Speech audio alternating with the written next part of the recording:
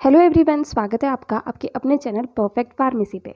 मैं हूं सुनीता कंवर और आज की वीडियो के अंदर हम लोग डिस्कस करेंगे हमारा जो 5th सेमेस्टर का सब्जेक्ट है मेडिसिनल केमिस्ट्री सेकेंड। इसकी सेकेंड यूनिट जो है उसे हम आज के वीडियो के अंदर स्टार्ट करेंगे एंड कुछ लेक्चर्स के अंदर हम लोग ये सेकेंड यूनिट को कंप्लीट कर देंगे। एंड इससे पहले जो मेडिसिनल केमिस्ट्री सेकेंड की फर्स्ट यूनिट है वो हम ऑलरेडी डिस्कस कर चुके हैं, जिसके अंदर anti histaminic agents and anti neoplastic agents, ये दो टॉपिक्स जो है वो हमने डिस्कस करे थे। ठीक है, सेकेंड यूनिट के अंदर हमारे पास 3 टॉपिक्स है। Anti anginal drugs, second topic is diuretics, third topic is anti hypertensive agents. ठीक है, आज की वीडियो के अंदर हम लोग जो एंटी एंजाइनल ड्रग्स वाला टॉपिक है इसे कंप्लीट कर देंगे। तो इसलिए अगर आप एंटी एंजाइनल ड्रग्स वाले टॉपिक को अच्छे से समझना चाहते हैं तो प्लीज़ आप इस वीडियो को एंड तक देखिएगा।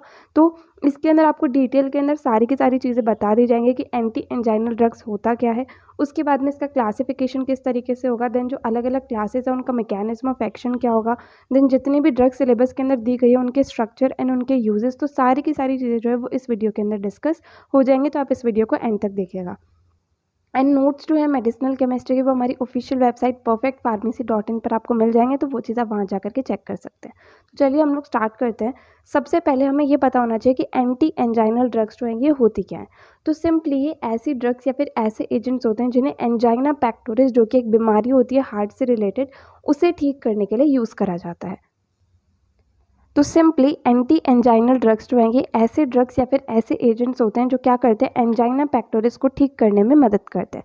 ठीक है, सो एंटी एंजाइनल ड्रग्स जो है वो एंजाइना को ठीक करने में मदद करती है। तो सबसे पहले हमें ये पता होना चाहिए कि एंजाइना मतलब एंजाइना पैक्टोरिस जो है ये होता क्या है। तो इसके अंदर क्या होता है, बहुत ही ज़ोर से जो है चेस्ट में पेन होता है। एंड ये होता किस वजह से है, क्या होता है कि जो हमारे हार्ट की ऑक्सीजन की डिमांड है एंड सप्लाई है वो चीज़ जो है वो इम्बैलेंस हो जाती है, उसकी वजह से जो है सीवियर चेस्ट पेन होता है हार्ट के अंदर। उसी चीज़ को जो है एंजाइना पैक्टोरिस कहा जाता है। ठीक है, तो मतलब हार्ट को जितनी ऑक्सीजन की डिमांड होती है उतनी जो ऑक्सीजन है वो हार्ट को सप्लाई नहीं हो पाती है, तो उसकी वजह से क्या होता है कि चेस्ट पेन जो है वो होता है बहुत ज़्यादा ज़ोर से। उस चीज़ को जो है सिंपली एंजाइना पैक्टोरिस कहा जाता है। अब ये जो इम्बैलेंस होता है ऑक्सीजन की सप्लाई एंड ऑक्सीजन की डिलीवरी के अंदर, वो इस वजह से होता है कि क्या होता है कि हमारी बॉडी के अंदर ऑक्सीजन की डिमांड जो है वो बहुत ज़्यादा बढ़ जाती है एंड उतनी जो है हमारी बॉडी सप्लाई नहीं कर पाती है, तो इस वजह से जो एंजाइना पैक्टोरिस हो सकता है। एंड दूसरा क्या होता है कि ऑक्सीजन की सप्लाई जो है वो कम हो जाएगी, तो उसकी वजह से भी क्या होगा कि जितनी ऑक्सीजन चाहिए होगी वो नहीं मिल पाएगी बॉडी को। तो इन दो कारण की वजह से क्या होता है कि इम्बैलेंस हो जाता है ऑक्सीजन की सप्लाई एंड उसकी डिमांड के अंदर। ठीक है, अब जो एंजाइना पेक्टोरिस है इसे मायोकार्डियल इस्चीमिया भी कहा जाता है। इसके अंदर जो पेन होता है वो लेफ्ट साइड में होता है चेस्ट में, देन उसके बाद में बॉडी के कंप्लीट लेफ्ट साइड पे होने लग जाता है, देन गर्दन में भी होने लग जाता है, जॉ में होने लग जाता है, पीछे कमर में होने लग जाता है, हाथों में होने लग जाता है। तो मतलब एंजाइना पैक्टोरिस का जो दर्द है वो धीरे धीरे करके पूरी बॉडी के अंदर लेफ्ट साइड में जो है वो फैल जाता है। ठीक है, अब अगर किसी को एंजाइना है तो उसके जो है बहुत ज़्यादा चांसेस है कि उसे हार्ट अटैक, कार्डियक अरेस्ट या फिर सडन कार्डियक डेथ जो है वो उनकी हो सकती है। ठीक है, तो ये सिंपली क्या है, हार्ट से रिलेटेड बीमारी है। इसके अंदर क्या होता है कि जितना ऑक्सीजन चाहिए होता है उतना ऑक्सीजन नहीं मिल पाता है बॉडी को, जिसकी वजह से सीवियर चेस्ट पेन होता है। तो उस चीज़ को जो है सिंपली एंजाइना पैक्टोरिस कहा जाता है। अब जो एंजाइना पैक्टोरिस है ये 3 टाइप्स का होता है। फर्स्ट आता है स्टेबल एंजाइना, सेकेंड आता है अनस्टेबल एंजाइना एंड थर्ड आता है वेरिएंट एंजाइना। ठीक है, तो सबसे पहले स्टेबल एंजाइना जो है ये वाला जो है most common type of angina होता है। इसके अंदर क्या होता है, ये होता है क्योंकि हार्ट के ऊपर क्या है वर्कलोड बहुत ज़्यादा बढ़ जाता है, या फिर एक्सरसाइज करते टाइम, या फिर बहुत ज़्यादा स्ट्रेस की वजह से, या फिर इमोशंस का इम्बैलेंस होने की वजह से, इन सारी चीज़ों की वजह से जो है स्टेबल एंजाइना होने का जो चांसेस है वो होते हैं। देन जो स्टेबल एंजाइना है इसके होने के कारण के अंदर एथेरोस्क्लेरोसिस जो है वो भी एक कारण होता है। एथेरोस्क्लेरोसिस क्या होता है कि जो आर्टरीज है उनके अंदर प्लैक जो है, मतलब कुछ चीज़ जो है उसके अंदर इकट्ठा होने लग जाती है, जिसकी वजह से आर्टरीज जो है वो ब्लॉक होने लग जाती है। तो उस चीज़ को जो है एथेरोस्क्लेरोसिस कहा जाता है। इसकी वजह से भी जो स्टेबल एंजाइना है इसके होने का कारण जो है ये भी हो सकता है। ठीक है, देन जो स्टेबल एंजाइना है ये रेस्ट करने से ठीक हो सकता है, क्योंकि क्या है कि एक्सरसाइज वगैरह करते टाइम या फिर जब हार्ट के ऊपर लोड जो है वो बहुत ज़्यादा बढ़ जाता है, तो उन सब चीज़ों की वजह से स्टेबल एंजाइना होता है। तो ये जो है वो रेस्ट करने से भी कभी कभी ठीक हो जाता है। एंड जो नाइट्रो वैसोडाइलेटर होते हैं उन्हें लेने की वजह से भी क्या होता है कि स्टेबल एंजाइना जो है वो ठीक हो सकता है। ठीक है, नेक्स्ट आता है अनस्टेबल एंजाइना। अब अनस्टेबल एंजाइना जो है इसके अंदर क्या होता है किसी को स्टेबल एंजाइना पहले से ही है, ठीक है, देन उसमें जो एंजाइना के अटैक्स हैं उसके अंदर उसकी फ्रीक्वेंसी या फिर उसकी ड्यूरेशन के अंदर कुछ चेंजेस आते हैं, तो उसकी वजह से जो है अनस्टेबल एंजाइना होता है। जो अनस्टेबल एंजाइना होता है ये रेस्ट के टाइम पर भी हो सकता है, एंड ये जो है स्टेबल एंजाइना से ज़्यादा देर के लिए होता है, ठीक है। एंड अनस्टेबल एंजाइना जो है इसके अंदर मायोकार्डियल इन्फार्क्शन जो है उसके भी हाई चांसेस रहते हैं, ठीक है। अब जो थर्ड टाइप आता है एंजाइना पेक्टोरिस का वो आता है वेरिएंट एंजाइना। वेरिएंट एंजाइना जो है ये जो कोरोनरी वेसल्स होते हैं उसके अंदर वैसोस्पाज्म हो जाता है, मतलब क्या होता है कि उसके अंदर स्पाज्म हो जाता है वेसल्स के अंदर, तो उसकी वजह से जो है वेरिएंट एंजाइना होता है। जनरली ये मॉर्निंग के टाइम पर होता है, एंड ये जो है एथेरोस्क्लेरोसिस से एसोसिएटेड नहीं होता है। एंड इसमें क्या होता है कि चेस्ट पेन जो है वो रेस्ट के टाइम भी डेवलप हो सकता है, ठीक है। तो ये हो गए 3 टाइप के एंजाइना पेक्टोरिस, ये होते हैं 3 type, stable angina, unstable angina end variant angina, ठीक है। नाउ नेक्स्ट हम लोग देखते हैं कि एंटी एंजाइनल ड्रग्स का क्लासिफिकेशन जो है वो किस तरीके से होगा। ये सबसे ज़्यादा इंपॉर्टेंट रहता है कि क्लासिफिकेशन जो है वो एंटी एंजाइनल ड्रग्स का बहुत बार एग्जाम के अंदर पूछा जाता है, तो इसलिए कंप्लीट क्लासिफिकेशन जो है वो हमें अच्छे से याद होना चाहिए। यहाँ पर जो है कंप्लीट क्लासिफिकेशन दिया गया है एंटी एंजाइनल ड्रग्स का।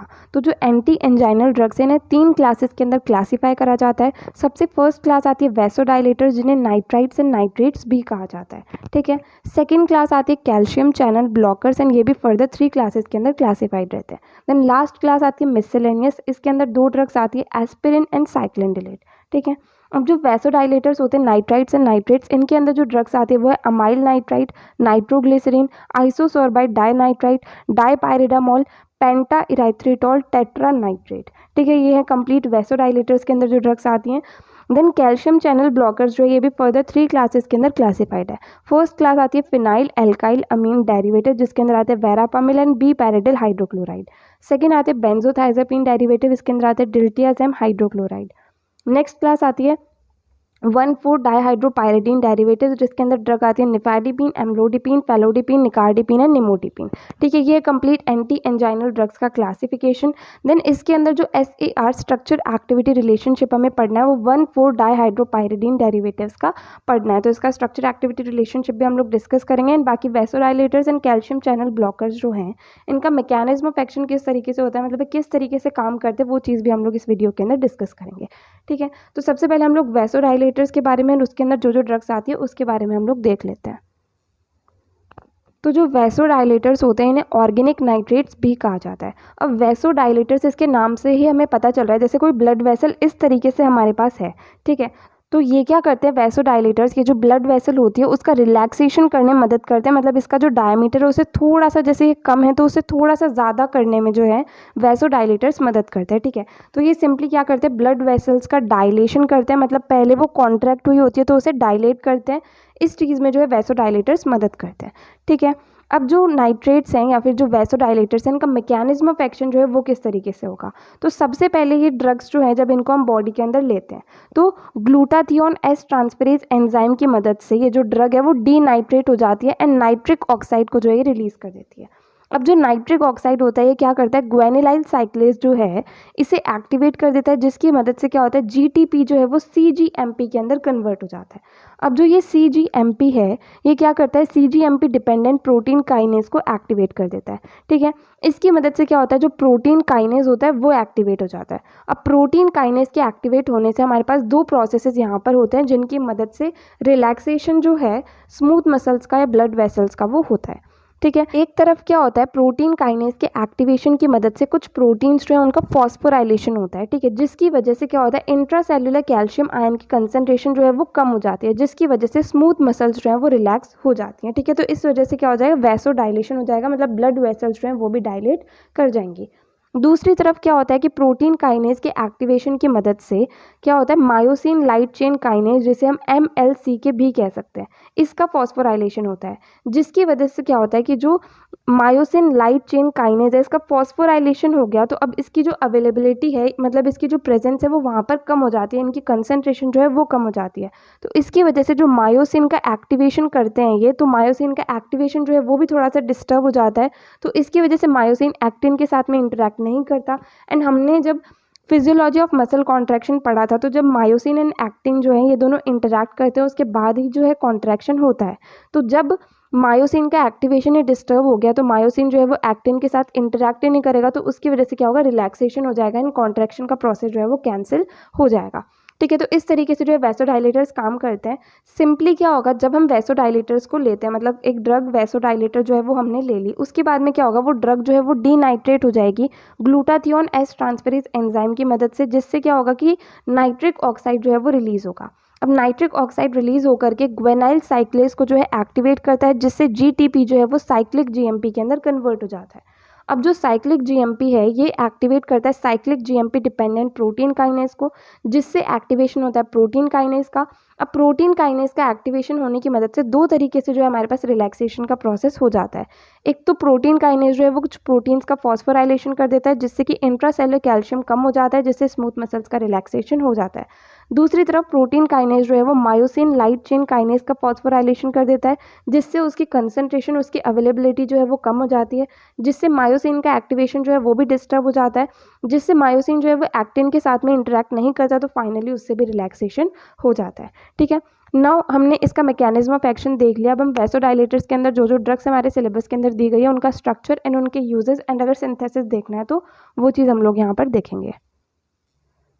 सबसे फर्स्ट ड्रग जो आती है इसके अंदर वो आती है अमाइल नाइट्राइट। ठीक है, इसका स्ट्रक्चर किस तरीके से होगा, CH3 CH CH3 CH2 CH2 ONO। ठीक है, इस तरीके से जो अमाइल नाइट्राइट का स्ट्रक्चर होगा। अब इसके यूजेस क्या होंगे, इसे एंजाइना को ठीक करने के लिए एंड दूसरी भी कुछ हार्ट डिजीज को ठीक करने के लिए यूज़ करा जाता है। देन इसे कभी कभी जो है एंटीडोट के रूप में यूज़ करा जाता है जब साइनाइड पॉइजनिंग होती है तब। देन इंडस्ट्री के अंदर अमाइल नाइट्राइट जो इसे सॉल्वेंट एंड क्लीनिंग एजेंट के रूप में यूज़ किया जाता है। नाउ नेक्स्ट सेकेंड ड्रग जो आती है इसके अंदर वैसोडाइलेटर्स के अंदर वो हमारे पास आती है नाइट्रोग्लिसरीन। इसे जो है ग्लिसराइल ट्राइनाइट्रेट भी कहा जाता है। ठीक है, अब इसका सिंथेसिस जो है वो हम लोग को यहाँ पर डिस्कस करना है, तो हम लोग देख लेते हैं कि नाइट्रोग्लिसरीन जो है इसका सिंथेसिस किस तरीके से होगा।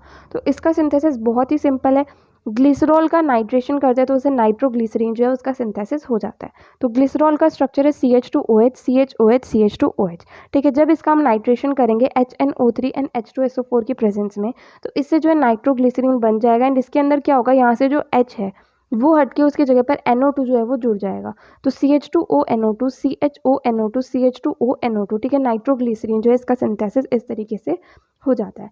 ना इसके यूजेस क्या होंगे, इसे एंजाइना पैक्टोरिस के ट्रीटमेंट के अंदर यूज़ करा जाता है, हार्ट फेलियर के ट्रीटमेंट के अंदर यूज़ करा जाता है, देन जो मायोकार्डियल इन्फाक्शन होता है उसके ट्रीटमेंट के अंदर भी इसे यूज़ करा जाता है। एंड जो नाइट्रोग्लिसरीन होती है इसे सबलिंगुअल टैबलेट के रूप में, मतलब जीभ के नीचे रख के जो हम टैबलेट लेते हैं उसके रूप में यूज़ करा जाता है, या फिर इसे इंट्रावीनसली दिया जाता है, या फिर इसके ट्रांसडर्मल पैचेस जो है वो भी दिए जाते हैं जो कि रैपिडली स्किन के द्वारा जो है एब्जॉर्ब हो जाते हैं। ठीक है, नेक्स्ट इसका यूज़ ये होगा कि इसे नाइट्रोसेल्यूलोज के अंदर जिलेटिनाइजर के रूप में यूज़ करा जाता है। देन प्रोपेलेंट के रूप में भी नाइट्रोग्लिसरीन को यूज़ करा जाता है। नाउ नेक्स्ट ड्रग आती है पेंटा इरिथ्रिटोल टेट्रा नाइट्रेट। ठीक है, ये है हमारे पास थर्ड ड्रग। इसका स्ट्रक्चर किस तरीके से होगा, CH2ONO2 CH2ONO2 CH2ONO2 एंड यहाँ पर CH2ONO2। ठीक है, बहुत ही सिंपल सा स्ट्रक्चर है। ना इसके यूजेस क्या होंगे, इसे सिंपली एंजाइना पैक्टोरिस के ट्रीटमेंट के अंदर यूज़ करा जाता है। देन मिलिट्री के अंदर इसे एक्सप्लोजिव के रूप में भी यूज़ करा जाता है। नाउ नेक्स्ट ड्रग आती है आइसोसोर्बाइड डाइनाइट्राइट। इसका भी सिंथेसिस हम लोग को यहाँ पर डिस्कस करना है, तो हम लोग देखते हैं कि इसका सिंथेसिस किस तरीके से होता है। तो इसका सिंथेसिस भी बहुत ही सिंपल है। सबसे पहले डी ग्लूकोज जो है उसका रिडक्शन करेंगे, उससे डी सॉर्बिटॉल बन जाएगा, H2SO4 की प्रेजेंस में आइसोसोर्बाइड बन जाएगा। देन जब इसका नाइट्रेशन करेंगे तो उससे फाइनली आइसोसोर्बाइड डाइनाइट्राइट जो है वो बन जाएगा। ठीक है, तो डी ग्लूकोज से हमारे पास CHO CHOH COHH CHOH CHOH and CH2OH। इसका रिडक्शन करेंगे H2 या प्लैटिनम के प्रेजेंस में, तो उससे डी सॉर्बिटॉल बनेगा। इसके अंदर क्या होगा, यहाँ पर भी CH2OH आ जाएगा। देन H2SO4 के प्रेजेंस में आइसोसोर्बाइड बन गया। ये क्या है, रिंग फॉर्म के अंदर ये कन्वर्ट हो गया। 5 मेंबर, 2 रिंग है, यहाँ पर ऑक्सीजन है, यहाँ पर ऑक्सीजन है, HOH HOH। ठीक है, देन लास्ट स्टेप के अंदर क्या होगा, इसका नाइट्रेशन हो जाएगा। नाइट्रेशन होगा HNO3 एंड H2SO4 की प्रेजेंस में। ठीक है, तो नाइट्रेशन होने से क्या होगा, OH में से H हटके एंड इसकी जगह पर NO2 जो है वो जुड़ जाएगा। तो इस तरीके से जो है आइसोसोर्बाइड डाइनाइट्राइट का सिंथेसिस होता है।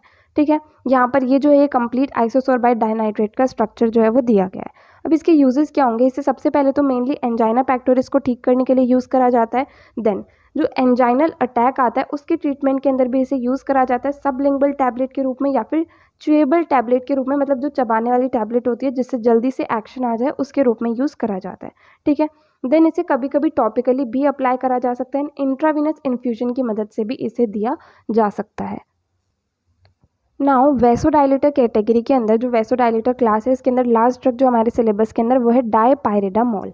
ठीक है। इसका स्ट्रक्चर किस तरीके से होगा, यहाँ पर हमारे पास दो जो है वो रिंग है, सिक्स मेंबर्ड जिसके अंदर नाइट्रोजन नाइट्रोजन नाइट्रोजन नाइट्रोजन भी प्रेजेंट है। ठीक है।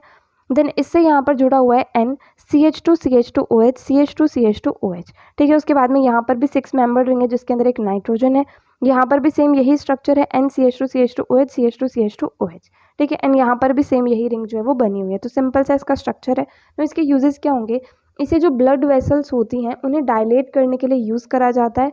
देन जो पल्मोनरी हाइपरटेंशन होती है उसे कम करने के लिए भी इसको यूज़ करा जाता है। देन डायपाइरिडामोल जो है इसे एंटी प्लेटलेट ड्रग के रूप में भी यूज़ करा जाता है। ठीक है। तो यहाँ पर हमारे पास फर्स्ट क्लास जो है वैसोडाइलेटर्स वाली वो कंप्लीट होती है। ना हम सेकेंड क्लास जो हमारे पास है कैल्शियम चैनल ब्लॉकर्स, वो हम लोग यहाँ पर डिस्कस करेंगे। तो अब जो ये कैल्शियम चैनल ब्लॉकर्स हैं, इनके नाम से हमें सबसे पहले पता चल रहा है कि कैल्शियम चैनल जो है हमारी बॉडी के अंदर उनको ब्लॉक करके जो है अपना एक्शन देते हैं। तो सबसे पहले हमें ये पता होना चाहिए कि कैल्शियम आयन जो है वो किस चीज़ के लिए रिस्पॉन्सिबल होता है। तो जो कैल्शियम आयन है ये क्या करता है, हमारी बॉडी के अंदर एक्साइटेशन कॉज करता है, कॉन्ट्रैक्शन में मदद करता है एंड सिक्रेशन में मदद करता है। तो यहाँ पर हमें क्या करना है, जो एंजाइना होता है इसके अंदर क्या होता है, सीवियर चेस्ट पेन होता है। इस वजह से होता है कि क्या होता है कि ऑक्सीजन की डिमांड एंड सप्लाई जो है उसके बीच में इम्बैलेंस आ जाता है। तो एक्साइटेशन अगर होती है, मतलब जैसे हम कभी घबरा जाते हैं या फिर हम बहुत ज़्यादा खुश होते हैं तो उससे एक्साइटेशन होती है। तो कैल्शियम आयन जो है ये एक्साइटेशन कॉज करता है, तो उसकी वजह से क्या होगा कि ऑक्सीजन की डिमांड जो है वो भी ज़्यादा बढ़ जाती है। तो जब कैल्शियम चैनल ब्लॉकर्स हम लोग लेंगे तो ये कैल्शियम चैनल को ब्लॉक कर देगा, तो कैल्शियम आयन की कंसंट्रेशन कम हो जाएगी, तो एक्साइटेशन का प्रोसेस जो है वो भी कम हो जाएगा। दूसरा, एंजाइना को ठीक करने के लिए हम वैसोडाइलेटर्स भी यूज़ करे थे, मतलब हमें ब्लड वेसल्स को डायलेट करना है। तो जब हम कैल्शियम आयन को कम कर देंगे, कैल्शियम चैनल्स को ब्लॉक कर देंगे, तो उससे कॉन्ट्रैक्शन का प्रोसेस भी रुक जाएगा, तो उसकी वजह से क्या हो जाएगा, रिलैक्सेशन हो जाएगा। एंड तीसरा, सीक्रेशन का प्रोसेस जो है उसे भी कैल्शियम चैनल ब्लॉकर्स जो है वो रोक देते हैं। ठीक है। तो सिंपली कैल्शियम आयन का जो काम है वो है excitation, contraction and secretion. And calcium channel blockers क्या करते हैं, कैल्शियम आयन की कंसंट्रेशन को कम कर देते हैं कैल्शियम चैनल्स को ब्लॉक करके। तो उसकी वजह से जो एक्साइटेशन, कॉन्ट्रैक्शन एंड सिक्रेशन है, इसका जो प्रोसेस है वो कम हो जाता है या फिर बंद हो जाता है। ठीक है। अब जो कैल्शियम आयन है किसी भी सेल के अंदर, हमारी बॉडी के अंदर तीन तरीक़ों से एंटर करते हैं। एक तो आते हैं वोल्टेज गेटेड कैल्शियम चैनल्स, दूसरे आते हैं ligand gated calcium channels and तीसरे आते हैं सोडियम कैल्शियम एक्सचेंज। ठीक है। अब जो वोल्टेज गेटेड कैल्शियम चैनल होते हैं ये भी चार टाइप के होते हैं, L type, N type, T type and P type. ठीक है। अब जो कैल्शियम चैनल ब्लॉकर्स होते हैं मेनली जो एल टाइप वाले वोल्टेज गेटेड कैल्शियम चैनल्स होते हैं इनके ऊपर काम करते हैं, इनको ये ब्लॉक कर देते हैं एंड उसके बाद में अपना फार्माकोलॉजिकल इफेक्ट जो है वो प्रोड्यूस करते हैं, एंजाइना को ठीक करने में मदद करते हैं। ठीक है। अब जो कैल्शियम चैनल ब्लॉकर्स हैं ये mainly hypertension, angina pectoris and arrhythmia, इन तीनों के ट्रीटमेंट के अंदर यूज़ होते हैं। ठीक है। अब जो कैल्शियम चैनल ब्लॉकर्स हैं इनके अंदर भी हमारे पास में तीन क्लासेस थी। ठीक है। उसमें से जो थर्ड क्लास थी 1,4-डाइहाइड्रोपाइरिडीन डेरिवेटिव्स, हमें उसका जो स्ट्रक्चर एक्टिविटी रिलेशनशिप वो भी डिस्कस करना है। तो सबसे पहले हम उसका स्ट्रक्चर एक्टिविटी रिलेशनशिप डिस्कस कर लेते हैं। उसके बाद में जो कैल्शियम चैनल ब्लॉकर्स के अंदर जितने भी ड्रग्स हमारे सिलेबस के अंदर दी गई है उनका हम लोग स्ट्रक्चर, अगर सिंथेसिस दिया तो सिंथेसिस एंड साथ ही साथ यूजेज जो है वो डिस्कस करेंगे। ठीक है। तो सबसे पहले हम लोग देखते हैं 1,4-डाइहाइड्रोपाइरिडीन का स्ट्रक्चर एक्टिविटी रिलेशनशिप जो है वो किस तरीके से होगा। तो सबसे पहले जब हम स्ट्रक्चर एक्टिविटी रिलेशनशिप डिस्कस करते हैं तो उस क्लास का हम लोग जनरल स्ट्रक्चर बनाते हैं। ठीक है। तो 1,4-डाइहाइड्रोपाइरिडीन डेरिवेटिव्स का जो जनरल स्ट्रक्चर है वो कुछ इस तरीके से यहाँ पर बनेगा। एक हमारे पास में 6 मेंबर्ड रिंग होगी जिसके अंदर यहाँ पर नाइट्रोजन प्रेजेंट है। ठीक है। एंड यहाँ पर बेंजीन रिंग होगी, यहाँ पर R1, R2, R3 सब्सटीट्यूएंट है, यहाँ पर CH3 है। ठीक है। अब इसके अंदर हम लोग नंबरिंग करेंगे तो नंबरिंग जो है वो नाइट्रोजन से स्टार्ट होगी। तो यहाँ पर हमारे पास 1 आ जाएगा, यहाँ पर 2 आ जाएगा, यहाँ पर 3, यहाँ पर 4, यहाँ पर 5 और यहाँ पर 6। ठीक है। इस तरीके से 6 तक जो है नंबरिंग यहाँ पर हो जाएगी। अब इसके अंदर जो पॉइंट्स है वो हम लोग डिस्कस करते हैं। तो सबसे पहला पॉइंट ये है कि 4th पोजीशन पर जो फिनाइल रिंग का सब्सटीट्यूशन है बहुत ज़्यादा ज़रूरी होता है एंटी एंजाइनल एक्टिविटी के लिए। ठीक है। यहाँ पर फिनाइल रिंग की जगह अगर हेट्रोसाइक्लिक रिंग या फिर साइक्लोएल्केन रिंग, हेट्रोसाइक्लिक रिंग मतलब क्या हो गया, हमारे पास ये एक रिंग हो गई जिसके अंदर कोई दूसरा एटम जो जैसे नाइट्रोजन है वो प्रेजेंट है, या फिर साइक्लोएल्केन रिंग वो हो गई जिसके अंदर हमारे पास कोई भी डबल बॉन्ड जो है वो प्रेजेंट नहीं होगा। तो अगर हमारे पास फोर्थ पोजीशन पर बेंजीन रिंग की जगह हेट्रोसाइक्लिक रिंग या फिर साइक्लोएल्केन रिंग होगी तो उससे जो एक्टिविटी है वो कम हो जाएगी। बट जो एग्जैक्ट और अच्छी एक्टिविटी हमें मिलेगी वो मिलेगी अगर फोर्थ पोजीशन पर फिनाइल रिंग का सब्सटीट्यूशन है तो।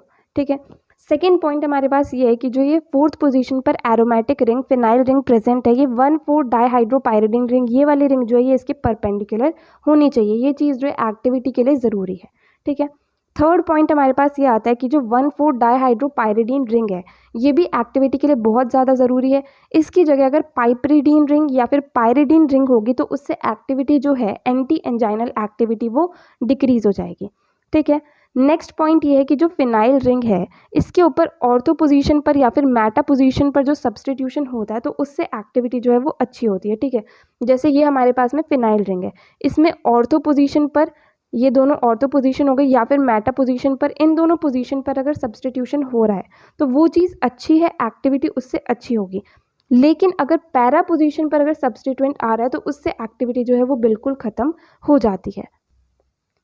देन इसके बाद में जो ऑर्थो एंड मेटा पोजीशन पर सब्सटीट्यूशन हो रहा है उधर पर इलेक्ट्रॉन विदड्रॉइंग या फिर इलेक्ट्रॉन डोनेटिंग दोनों ही तरह के ग्रुप होंगे तो दोनों से ही एक्टिविटी जो है वो अच्छी होगी। बस सबसे मेन चीज़ ये है कि पैरा पोजीशन पर जो है सब्सटीट्यूशन नहीं होना चाहिए। अगर पैरा पोजीशन पर सब्सटीट्यूशन करा जाता है तो उससे क्या होता है, एक्टिविटी रिमूव हो जाती है। ठीक है, नेक्स्ट पॉइंट ये आता है कि जो थर्ड पोजीशन है एंड जो फिफ्थ पोजीशन है इन दोनों ही पोजीशन पर जो एस्टर ग्रुप होता है तो एक्टिविटी जो है वो ऑप्टिमम होती है। ठीक है, देन एक ड्रग हम छोड़ दें 1,4-डाइहाइड्रोपाइरिडीन के अंदर एक ड्रग आती है एम्लोडिपिन। ठीक है, एम्लोडिपिन को अगर हम छोड़ दें तो इसके अलावा बाकी सभी ड्रग्स के अंदर second position and six position पर दोनों पर ही जो है मिथाइल ग्रुप मतलब CH3 ग्रुप जो है वो प्रेजेंट होता है। एम्लोडिपिन जो है इसके अंदर यहाँ पर कोई दूसरा ग्रुप प्रेजेंट होता है, बट इसको छोड़ करके बाकी जितनी भी ड्रग्स हमारे पास 1,4-डाइहाइड्रोपाइरिडीन डेरिवेटिव्स के अंदर आती है उसमें सेकेंड एंड सिक्स पोजीशन पर जो है मिथाइल ग्रुप प्रेजेंट होता है। ठीक है, तो ये कुछ पॉइंट्स थे हमारे पास, टोटल 7 पॉइंट्स जो हम लोगों ने डिस्कस करे वो आपको नोट्स के अंदर बिल्कुल लिखे हुए मिल जाएंगे, तो वो चीज़ आप वहाँ जा करके चेक कर सकते हैं। तो इस तरीके से जो था ये कंप्लीट स्ट्रक्चर एक्टिविटी रिलेशनशिप था 1,4-डाइहाइड्रोपाइरिडीन डेरिवेटिव्स का। नाउ नेक्स्ट जो कैल्शियम चैनल ब्लॉकर्स के अंदर हमारे पास सिलेबस के अंदर ड्रग्स दी गई है उनका स्ट्रक्चर एंड यूजेस जो है वो हम लोग यहाँ पर डिस्कस करेंगे। तो सबसे पहली ड्रग जो है वो आती है वेरापामिल। ठीक है, इसका स्ट्रक्चर यहाँ पर बना हुआ है। सबसे पहले एक बेंजीन रिंग है जिसके ऊपर OCH3 ग्रुप यहाँ पर जुड़े हुए हैं। Then CH2 CH2 N CH3 CH2 CH2 CH2 C CN CH CH3 CH3, then यहाँ पर फिर से बेंजीन रिंग जिसके ऊपर OCH3 जो है वो जुड़े हुए हैं। ठीक है, इस तरीके से जो है वेरापामिल का स्ट्रक्चर होगा। नो इसके यूजेस क्या होंगे, इसे जो सप्रा वेंट्रिकुलर टैकीकार्डिया होता है, टैकीकार्डिया का मतलब क्या होता है, सिंपली जो हार्ट रेट है वो नॉर्मल से बहुत ज़्यादा हो जाती है तो उसे जो है टैकीकार्डिया कहा जाता है। तो उसे कंट्रोल करने के लिए एंड जो माइग्रेन में हेडेक होता है उसके प्रिवेंशन के अंदर इस ड्रग को यूज़ करा जाता है। देन हाइपरटेंशन के मैनेजमेंट के अंदर एंड जो classical end variant angina pectoris होता है उसके मैनेजमेंट के अंदर वेरापामिल को यूज़ करा जाता है। देन क्लस्टर हेडेक जो है उसके ट्रीटमेंट के अंदर भी इस ड्रग को यूज़ करा जाता है। नाउ सेकेंड ड्रग आती है B-पैरिडिल हाइड्रोक्लोराइड। ठीक है, इसका स्ट्रक्चर किस तरीके से होगा, यहाँ पर नाइट्रोजन है जिससे CH2 एंड बेंजीन रिंग जुड़े हुए हैं, यहाँ पर डायरेक्टली बेंजीन रिंग जुड़ा हुआ है। देन CH2CH यहाँ पर 5 मेंबर्ड रिंग जुड़ी हुई है जिसके अंदर नाइट्रोजन है। Then CH2O CH2 CH CH3 CH3 dot HCl। ठीक है, इस तरीके से जो है B-पैरिडिल हाइड्रोक्लोराइड का स्ट्रक्चर होगा। देन इसके यूजेस क्या होंगे, इसे एंजाइना पेक्टोरिस को ठीक करने के लिए यूज़ करा जाता है। देन इसे हाइपरटेंशन को ठीक करने के लिए यूज़ करा जाता है। देन एरिथमिया के ट्रीटमेंट के अंदर भी इसे यूज़ किया जाता है। नाउ नेक्स्ट ड्रग आती है डिल्टियाज़ैम हाइड्रोक्लोराइड। इसका स्ट्रक्चर किस तरीके से होगा, पहले एक बेंजीन रिंग है। ठीक है, देन इससे हमारे पास यहाँ पर 7 मेंबर्ड रिंग जुड़ी हुई है जिसमें यहाँ पर सल्फर है, यहाँ पर नाइट्रोजन है, नाइट्रोजन से CH2 N CH3 जुड़ा हुआ है, यहाँ पर डबल बॉन्ड O है, यहाँ पर OCO CH3 है, यहाँ पर बेंजीन रिंग से OCH3 जुड़ा हुआ है डॉट HCl क्योंकि हाइड्रोक्लोराइड है। ठीक है, इसके यूजेस क्या होंगे, इसे हाइपरटेंशन को ठीक करने के लिए एंड एंजाइना पेक्टोरिस को ठीक करने के लिए यूज़ किया जाता है। नेक्स्ट ड्रग आती है निफेडिपिन। ये जो निफेडिपिन है ये 1,4-डाइहाइड्रोपाइरिडिन डेरिवेटिव से बिलोंग करती है। तो इसका जनरल स्ट्रक्चर अगर हम लोग देखें तो यहाँ पर 1,4-डाइहाइड्रोपाइरिडिन रिंग प्रेजेंट है। देन फोर्थ पोजीशन पर फिनाइल रिंग सब्सटीट्यूटेड है, इसके ऊपर भी ऑर्थो पोजीशन पर NO2 प्रेजेंट है। ठीक है, यहाँ पर CH3 प्रेजेंट है, यहाँ पर एस्टर ग्रुप COO CH3 जो है वो प्रेजेंट है। ठीक है, इस तरीके से इसका स्ट्रक्चर होगा। इसे हाइपरटेंशन के मैनेजमेंट के अंदर यूज़ करा जाता है, एंजाइना पेक्टोरिस के ट्रीटमेंट के अंदर यूज़ करा जाता है, इसे टोकोलाइटिक के रूप में भी यूज़ करा जाता है। देन ईसोफेगस के अंदर कैंसर की वजह से जो स्पाज्म होते हैं बहुत ज़्यादा पेनफुल, उसे ठीक करने के लिए भी यूज़ करा जाता है। देन जो पल्मोनरी हाइपरटेंशन होती है उसके ट्रीटमेंट के अंदर भी इस ड्रग को यूज़ किया जाता है। नाउ नेक्स्ट ड्रग हमारे पास आती है एम्लोडिपिन। इसका स्ट्रक्चर किस तरीके से होगा, ये भी 1,4-डाइहाइड्रोपाइरिडीन डेरिवेटिव है। यहाँ पर NH है, यहाँ पर CH3 है। इसके अंदर था कि इसके अंदर क्या है, दोनों पोजीशन पर जो CH3 ग्रुप है वो प्रेजेंट नहीं होता, सिर्फ और सिर्फ एम्लोडिपिन के अंदर। तो यहाँ पर CH2O CH2 CH2 NH2 group जो है वो प्रेजेंट है। देन यहाँ पर एस्टर ग्रुप प्रेजेंट है, यहाँ पर भी एस्टर ग्रुप प्रेजेंट है। एंड बेंजीन रिंग में यहाँ पर क्या है, ऑर्थो पोजीशन पर क्लोरीन सब्स्टिट्यूएंट जो है वो प्रेजेंट है। ठीक है, इसे जो है हाइपरटेंशन के मैनेजमेंट के अंदर यूज़ करा जाता है। एंड जो स्टेबल एंजाइना पैक्टोरिस होता है उसके ट्रीटमेंट के अंदर भी इसे यूज़ किया जाता है। नाउ नेक्स्ट ड्रग आती है फेलोडिपिन। फेलोडिपिन जो है ये भी 1,4-डाइहाइड्रोपाइरिडीन डेरिवेटिव है। इसके अंदर क्या है, सबसे पहले यहाँ पर 1,4-डाइहाइड्रोपाइरिडीन रिंग आ गई। देन इसमें फोर्थ पोजीशन पर जो है फिनाइल रिंग का सब्सटीट्यूशन है, जिसमें ऑर्थो एंड मेटा पोजीशन पर क्लोरीन प्रेजेंट है। देन यहाँ पर दोनों जगह पर CH3 प्रेजेंट है, यहाँ पर COOCH3 एंड COOCH2CH3 जो है वो प्रेजेंट है। ठीक है, इसे हाइपरटेंशन के ट्रीटमेंट के अंदर यूज़ करा जाता है। देन एंजाइना को ठीक करने के लिए भी इस ड्रग को यूज़ किया जाता है। नाउ नेक्स्ट ड्रग आती है निकार्डिपिन। निकार्डिपिन ये भी 1,4-डाइहाइड्रोपाइरिडीन डेरिवेटिव ही है। तो इसके अंदर पहले तो हमारे पास ये जो बेसिक रिंग आ गई, फोर्थ पोजीशन पर बेंजीन रिंग आ गई। देन यहाँ पर NO2 प्रेजेंट है। देन यहाँ पर COOCH3, यहाँ पर COOCH2 CH2 and CH3 and CH2 benzene ring present है। एंड यहाँ पर जो है मिथाइल ग्रुप CH3 जो है वो प्रेजेंट है। ठीक है, सबसे पहले तो इसे हाइपरटेंशन के ट्रीटमेंट के अंदर यूज़ करा जाता है, क्योंकि बहुत ही अच्छी वैसोडाइलेटर जो है वो होती है। देन इसे एंजाइना के ट्रीटमेंट के अंदर यूज़ करा जाता है। देन जो कोरोनरी स्पाज्म होता है उसके ट्रीटमेंट के अंदर भी ये ड्रग जो है वो बहुत ज़्यादा हेल्पफुल रहती है। Now next drug and last drug जो है हमारे पास एंटी एंजाइनल ड्रग्स के अंदर वो आती है निमोडिपिन। ये भी 1,4-डाइहाइड्रोपाइरिडीन डेरिवेटिव होती है। तो इसका बेसिक स्ट्रक्चर वही है, यहाँ पर CH3 ग्रुप प्रेजेंट है, यहाँ पर COOCH एंड C से CH3 जुड़े हुए हैं, यहाँ पर COOCH2 OCH3 प्रेजेंट है। यहाँ पर जो है मेटा पोजीशन पर NO2 ग्रुप जो है वो प्रेजेंट है। ठीक है, इसे जो है सेरिब्रोवास्कुलर डिसऑर्डर जो है उसके ट्रीटमेंट के अंदर यूज़ करा जाता है, क्योंकि ये क्या करता है, निमोडिपिन ड्रग जो है ये सेरिब्रल ब्लड वेसल्स जो है उसे बहुत ही इफेक्टिवली डायलेट कर देती है। तो इस वजह से जो सेरिब्रोवास्कुलर डिसऑर्डर होता है उसके ट्रीटमेंट के अंदर इस ड्रग को यूज़ करा जाता है। ठीक है, तो यहाँ पर जो हमारा एंटी एंजाइनल ड्रग्स वाला टॉपिक है वो बिल्कुल कंप्लीट होता है, शुरू से लेकर एंड तक। इसके अंदर जितनी भी चीज़ें थी वो सारी हमने यहाँ पर डिस्कस कर ली है। अगर आपको ये एंटी एंजाइनल ड्रग्स वाले टॉपिक के अंदर कहीं भी कोई भी डाउट आए किसी भी तरह का, तो आप कमेंट सेक्शन में पूछ सकते हैं। एंड अगर नेक्स्ट वीडियो आप किसी पर्टिकुलर टॉपिक पे चाहते हैं तो वो भी आप कमेंट सेक्शन में बता सकते हैं। एंड अगर आपको ये वीडियो हेल्पफुल लगी तो प्लीज़ आप इस वीडियो को लाइक करना, अपने फ्रेंड्स के साथ भी शेयर करना और चैनल को सब्सक्राइब करना। थैंक यू सो मच इस वीडियो को एंड तक देखने के लिए एंड चैनल को सपोर्ट करने के लिए।